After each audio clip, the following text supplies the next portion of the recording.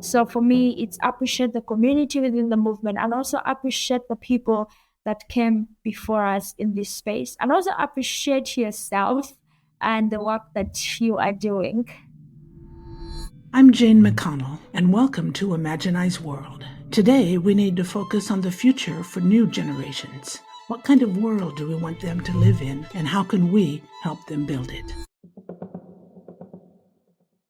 Greetings. Today I'm with Vanessa Nakate, the author of A Bigger Picture, and she's a climate activist based in Uganda. Her book is amazing because it's educational, it's full of facts and science, it's very even toned, it's personal. She shares her journey with us, and she doesn't hold back about feelings she's had and concerns she's had during her personal advancement, and it's actionable, things that we can do. Today, I'm going to ask her about the way she sees challenges today, and in particular, how she feels children should be educated. What can we be doing to make children ready for a world of climate activism? So let's go join Vanessa. Vanessa, could you tell me a little bit about your personal journey from where you started to where you are today? I think you've had an incredible story. Yes, thank you very much. My journey started in 2018. That is when I started to do research about some of the challenges that the people in my country, Uganda, were facing. And I got to learn that climate change was one of those challenges. And it was already impacting the lives of so many people, especially in the eastern part of the country, in areas of Bududa, areas of Bundibujo.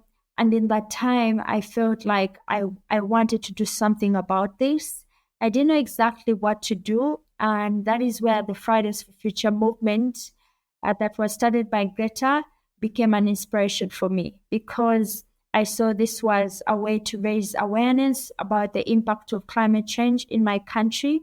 So I decided to start organizing climate strikes every Friday. I had my very first strike in the first week of January in 2019. And for a couple of months, I did strikes every Friday. And I remember, I think 9 months later, I got an invitation from the UN Youth Climate Summit, and I was invited to attend that summit. It would be the first international climate conference that I attend. It was in New York, and I had the opportunity to meet different young people, many that I had seen and worked with virtually.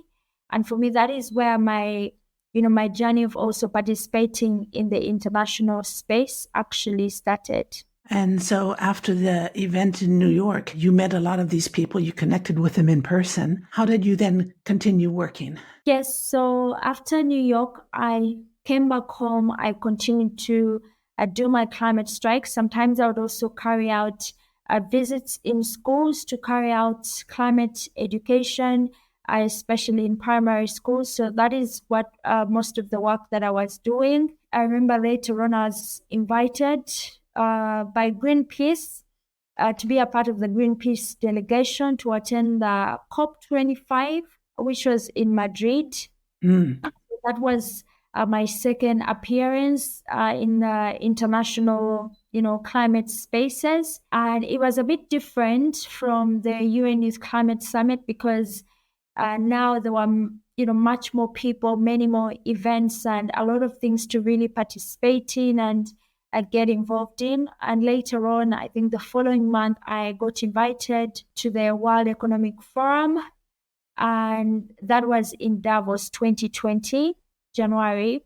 And that is where, most people started to know me because I happened to be cropped out of a picture with the fellow activists from Europe.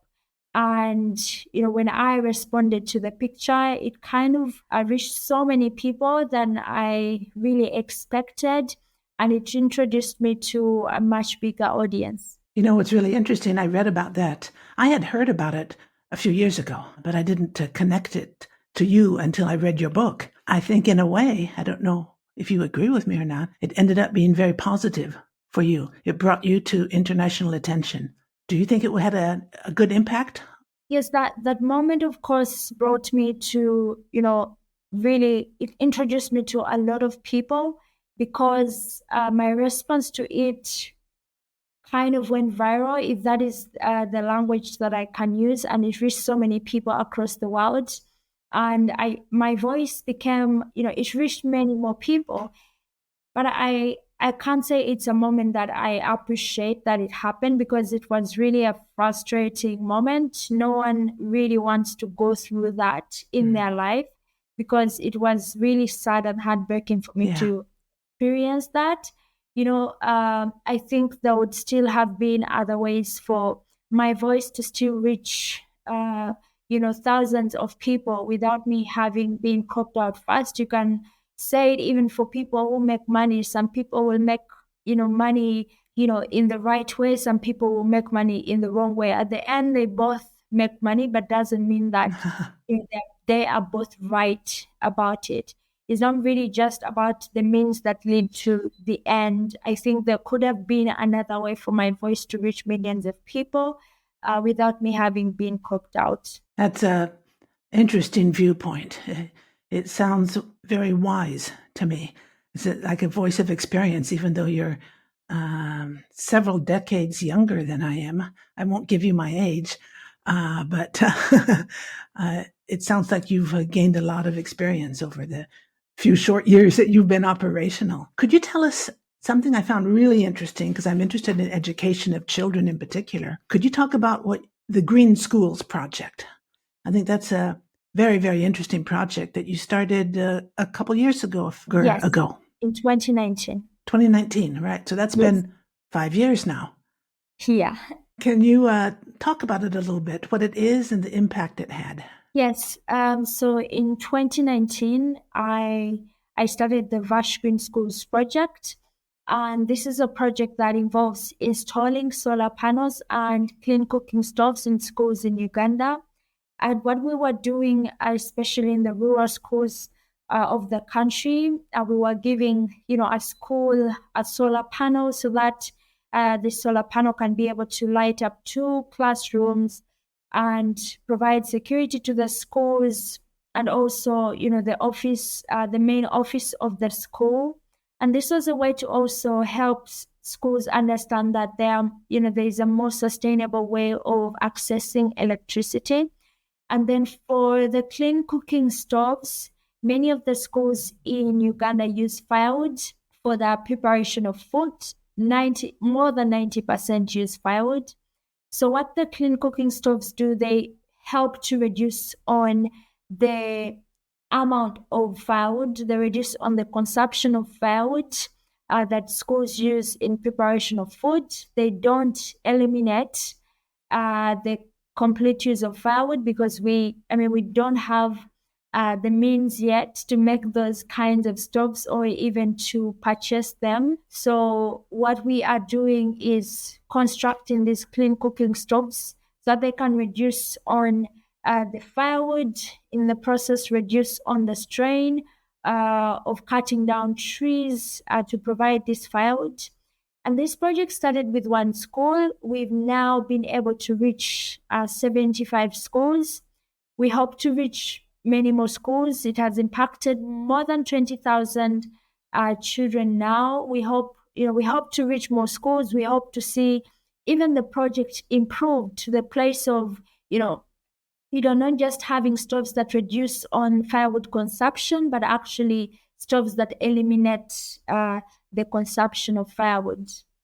Something that comes across in your book repeatedly, and it's something that for me it wasn't completely new, but the impact was strongly expressed. It was the impact was new for me, and that is the fact that when there's a climate tragedy in a place in the world, there's actually an impact that goes far beyond that place.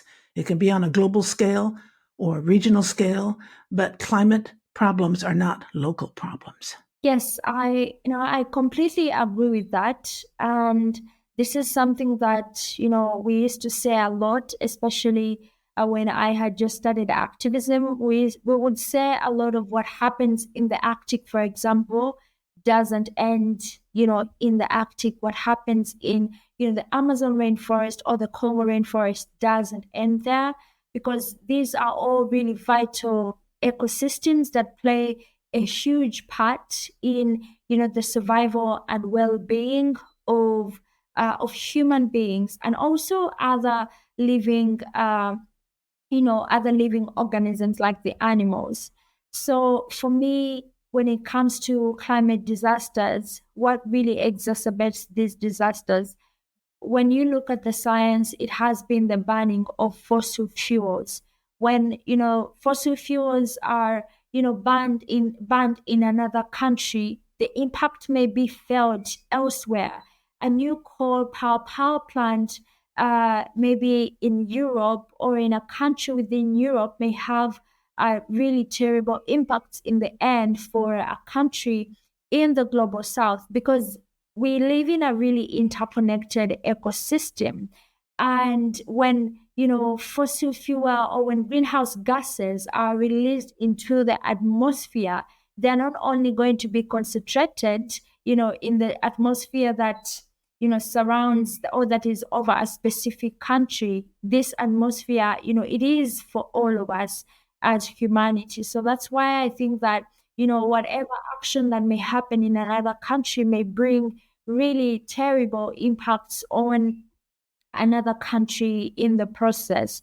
And that's why I think we've seen that when you look at countries that have historically benefited from the banning of fossil fuels, many of them are not on the front lines of the impact of the climate crisis. It is countries in the global south, countries on the African continent that are suffering the most with the climate impacts. So you really see the injustice of the climate crisis. You really see the horrible reality of the climate crisis. I had the opportunity to visit one of the places that were impacted by a terrible drought, that was Turkana in the Horn of Africa. And I remember having some conversations with the people, about the drought, and many of them, they were surprised to learn that, it is the banning of fossil fuels that is exacerbating situations like this. And then you find that people will say, but our countries are actually not, banning or extracting fossil fuels like countries in the global north. So it was really hard for people to understand the connection between the two. And it was also sad for them, because then they were asking us, why are we the ones suffering? Why are we the ones on the front lines? Why is it our communities that are having weather patterns disrupted? So I really believe that, what happens in another place doesn't just affect that place, it ends up affecting other parts of the world, because we are a connected, kind of ecosystem. Yeah, and an ecosystem that includes not just humans, but also other life forms, also animals, plants, and so on, which is forgotten very often. You created, or you were instrumental in creating a movement called the Rise Up movement. And I saw on your Instagram account, you say that the idea is to give African climate activists a platform for their voices to be heard by the world. So that's African countries in general, whose voices are not yet sufficiently being heard by the world, which is a little bit what we were already talking about. And Rise Up, if I understand correctly, is an umbrella group that brings together different groups. Is it easy to bring together a lot of different groups working on the problem, even if they're working in different ways? Well, sometimes it's not easy, because, every group has their own kind of, beliefs, and also there are differences. There will always be differences. Even when you're working within one group, there'll be differences among people. So if you're working with different groups, there are obviously differences as well. So it's really not easy. But then we've been able to focus most of the work of what Rise Up has been doing to amplify and share opportunities to the people that we are able to support through Rise Up, regardless of where they come from or what they believe in, or what group they are a part of. So we've kind of focused more on the vision of why it was started, and that is to help people amplify their stories, the stories of their communities when it comes to the climate crisis.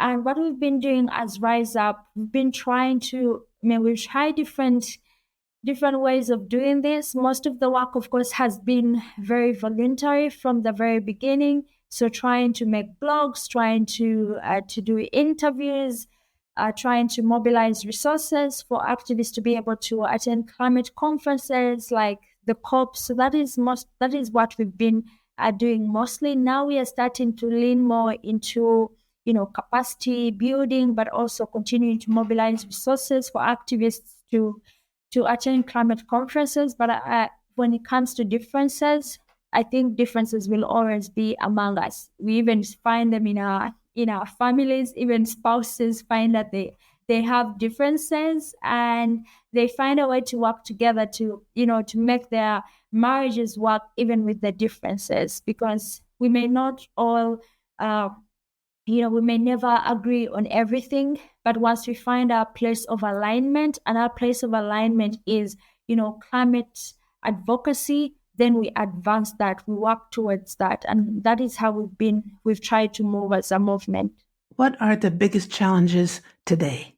Wow, that is, it's a very big question, because there is a lot of things that are happening around the world.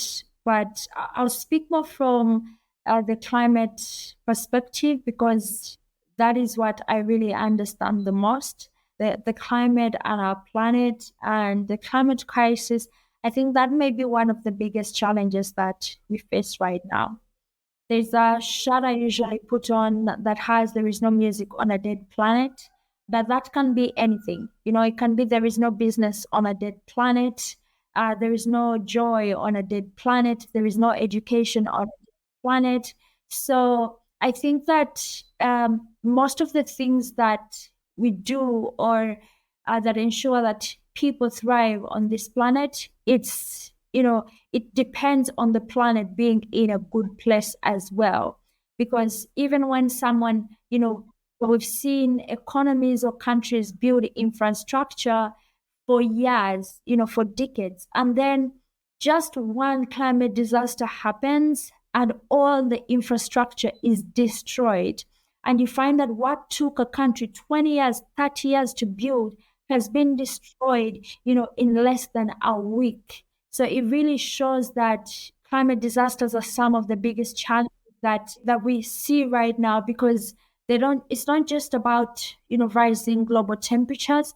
I think it affects every aspect of life, because we've seen hospitals destroyed, we've seen schools destroyed, we've seen workspaces, we've seen farms destroyed. So you realize that in the end, there is no true living on a dead planet. You talk about leadership, and I really liked what you said. Leaders aren't making the decisions we need. The planet is being destroyed. People's livelihoods are being wrecked, as you were just talking about. And I was wondering if the problem and lack of leadership is because the public's not aware of it, the importance of it, or why is there a lack in leadership, in your opinion? Because it seems so obvious. Well, for me, I think that the true definition of leadership is what is truly lacking. Personally, I understand leadership as service. And this service is towards the people that you are leading. I think that is what makes a true leader. That is what makes a great leader. And a leader who has a heart of a servant, or someone that is ready to serve the people that they lead, is a leader who will ensure that their planet, is protected, is a leader who will ensure that they have access to clean air, access to clean water, access to the basic necessities of life. I just think that is what is really lacking. What leadership really is. For me, it's service towards the people. And if you are serving the people, then you will ensure that they have access to the basic needs of life. And I think our leaders are not yet doing that, because even when we see that they are starting to move in the right direction of saying they're going to do this, then they kind of go back on their promises. We've seen a number of promises made and not fulfilled. So it has been frustrating. It hasn't been very easy being an activist when you see, all these statements and declarations, promises being made at climate conferences, and then months later, something different happens. And it feels very, very sad. So I think it's really the place of defining what true leadership is, but also we as, the people that are not in the leadership places, I believe we also have a place of, putting the leaders, voting for the leaders that we believe to make change in our communities, and also being able to hold them accountable. Sometimes I think in general that there is hope in the young generation coming up now. I mean, people even younger than you, kids who are in school, who are aware of what's going on with the climate because they see it where they live in the North and in the South. And you make a point that our educational systems need to be offering systems and tools, making things available to young people from an early age to understand the situation and show how they can do something about it. What kind of systems and tools do you think they need? Do they need information? How can they become actionable at a young age? I think climate education is a powerful tool. I remember when I was in school, I did learn about climate change, but then it was like something a part of the syllabus, in geography, you learn about climate change. It was more of the theory part of it. We didn't get the urgency that there was a crisis happening. We didn't get the urgency that we should do something about it. Yes, that's the missing piece, isn't it? Maybe in schools today, with young people today, with what's going on, it's easier with stories that people tell, people like you and other activists. You can make young people more aware. Yeah, I think that has been helpful in some of the schools that we have visited, because when you actually go to a school and you ask a student, what is climate change, what does it mean to you, they'll give you the definition that we also got. That is what they know. But when you ask them, do you think it's happening? Do you think it's a crisis? Many of them can't really connect to what is in the theory, in the books, but to what is happening in the actual world. So I think that is where the missing piece is. And that is why we say climate education is really needed. Not just, topics that are, a topic on climate change, because we had those topics, but they didn't show us that this was a crisis. They didn't empower us to do something. They didn't empower us to raise awareness. And I think that is what is really missing when it comes to students. If only we have, more, activists in these spaces speaking to students and motivating them to do something. And I've had the opportunity to speak to students of different ages, even students who are, from ages of 3 to 6. And you realize that their thinking is different. The way you speak to a child who is 5 is not the same way you speak to a child who is 9. Because a child who is 5, they won't understand the climate crisis, but they will understand their favorite animal. And many of them, they will want to do, they will grow up with the love of ensuring that their favorite animal is protected. And that is what eventually grows into what now you teach a 9-year-old who knows that, a water bottle is important, because that is what they understand, that if I carry my water bottle, then I'm not going to have to buy water in a plastic bottle. That is what they understand. With the different ages, the way you speak and educate is important. That yes, it's very important to start from a young age, because then you're setting the foundation of what these young people are going to be as they continue to grow up. That foundation may be from starting to talk about them, the importance of protecting your favorite animal. And for them, it may be ensuring that their favorite bird is protected. That is what they understand. That is what they can comprehend. But that eventually that grows into someone who is really vocal about the environment. Vanessa, do you have any last thoughts that you'd like to communicate? I didn't cover all the questions that I had sent you, but I had too many questions for the time of our interview. Do you have any final thoughts that you'd like to share?